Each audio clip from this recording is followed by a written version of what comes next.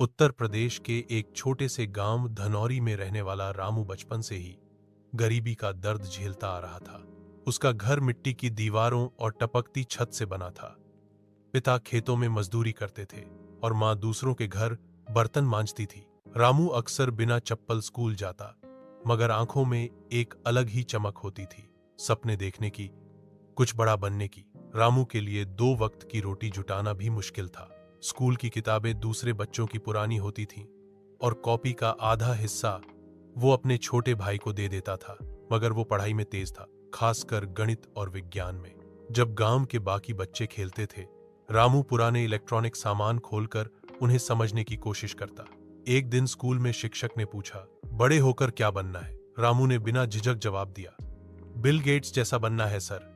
10वीं की परीक्षा में रामू ने पूरे जिले में टॉप किया, मगर कॉलेज में पढ़ाई का खर्चा कहां से आता? गांव के सरपंच और एक पुराने शिक्षक ने मिलकर उसे शहर के एक सरकारी कॉलेज में दाखिला दिलवाया।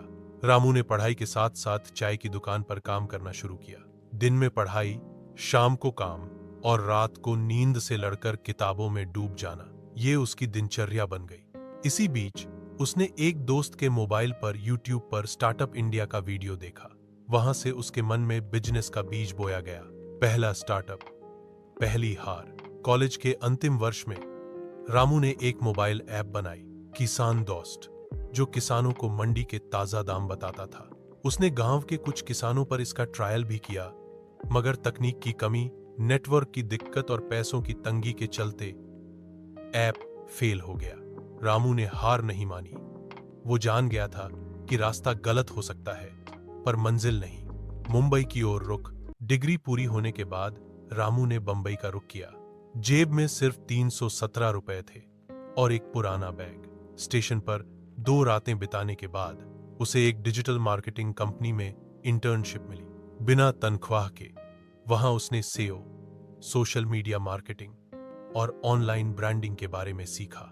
दिन भर ऑफिस, रात को रेलवे स्टेशन की बेंच पर सोना, ये दिन भी उसने काटे।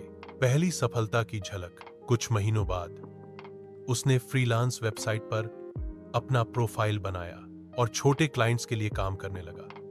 3 महीने में उसने 2100 जमा किए और एक लैपटॉप खरीदा। फिर उसने एक वेबसाइट बनाई, रोजगार नाउ, जहां छोटे शहरों और गांव के युवाओं के लिए फ्री जॉब अलर्ट और ऑनलाइन कोर्सेस मिलते थे। वेबसाइट पर धीरे धीरे ट्रैफिक आने लगा।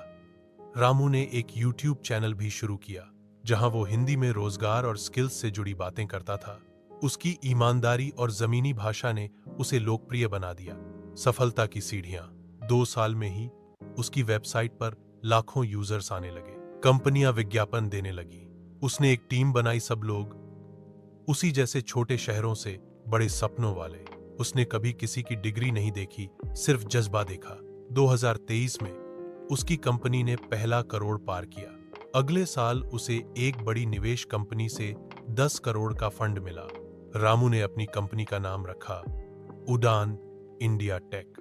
अब वो भारत के छोटे शहरों के युवाओं को स्किल ट्रेनिंग देता, उन्हें फ्री में डिजिटल स्किल्स सिखाता और उन्हें अपने प्लेटफॉर्म पर नौकरी दिलवाने में मदद करता।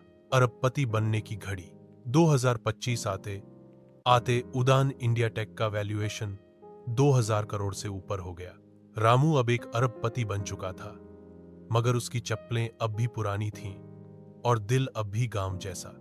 उसने अपने गांव में एक डिजिटल स्कूल खोला, जहां लैपटॉप, इंटरनेट और अंग्रेजी की फ्री क्लासेस दी जाती थी। वो हर महीने गांव आता, मां के हाथ की रोटी खाता और बच्चों से कहता, सपने बड़े देखो, लेकिन पैर हमेशा जमीन पर रखो। रामू की सोच। रामू मानता था कि सबसे बड़ा धन पैसा नहीं, बल्कि ज्ञान और सेवा है।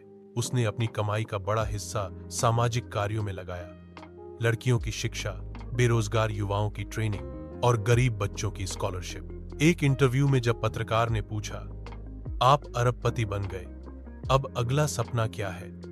रामू ने मुस्कुराकर कहा, अब मैं लाखों रामू बनाना चाहता हूं, क्योंकि जैसे धूप में पकते हैं आम, वैसे ही संघर्ष में पिघलते हैं हीरे। समाप्ति। अगर आपको यह कहानी अच्छी लगी तो सब्सक्राइब करें और आपको इस कहानी से क्या सीख मिली, कमेंट में बताएं।